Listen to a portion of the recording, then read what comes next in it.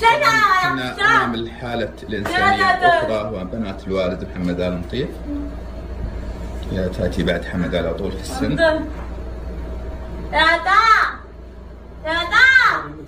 هذه البنت الثانية عمرها 12 سنة أو 16.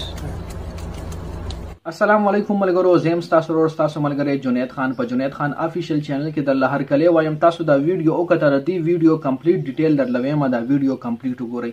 څنګه چې تاسو لا پته را اولاد د الله پاک ډیر لوی نعمت تاسو په دی ویډیو کې دا بابا تاسو لخکاری دی ویډیو کې د دې بابا 3 لوریان دي او یو زوی د سعودي عرب باشنده دي او 3 ور لوریان منټلی ډیسټرب دي او معذور هم دي او زوی هم منټلی ډیسټرب دي او معذور هم دي. د چې کله هم دي زنجیرونه کولو شنو دی په یو بل را باندې کې چې څوک ولا مخله ورزي بس راګيري او وخی نو دی بابا درادري ټول اولاد چې کوم نه دا په زنجیرونو کې هر ټیم گیر وی زنجیرونو کې تړلې وی د زناورو غونتي کولو وینه پریزنو دا ډېر لوی غم دي دا یو مور پلار د پاره. څنګه چې تاسو لپاره اولاد د الله پاک ډېر لوی نعمت ته هر شادي شوه جوړه دا غواړي چې الله پاک مال نیکمل اولاد راکړي، صحتمند اولاد راکړي.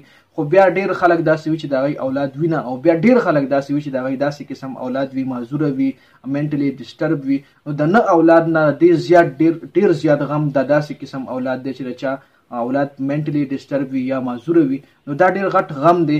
اولاد په خپل مور پلار باندې بوج کیږي نه، خو ډیر غټ زیات غم وي ځکه چې هغه مور پلار هغه جوړه چې نور ماشومان ګوري، نور اولاد د خلکو ګوري، ای په خپل خپو ګرځي یا هغه ټیک ټاک وي، نو هغه مور پلار ډیر زیات خفه کیږي.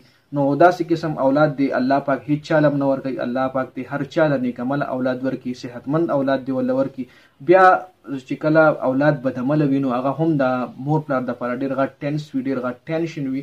نو الله پاک دی هر چاله نیکمل اولاد او صحتمند اولاد ورکي. دا ویډیو مې تاسو سره شیر کا، امید لرم ویډیو برستا سو خوښ شي وي. جنید خان افیشل چینل سبسکرایب کړئ، ویډیو لایک کړئ، کمنټ کې مو سره خپل رائے ضرور پېښ کړئ.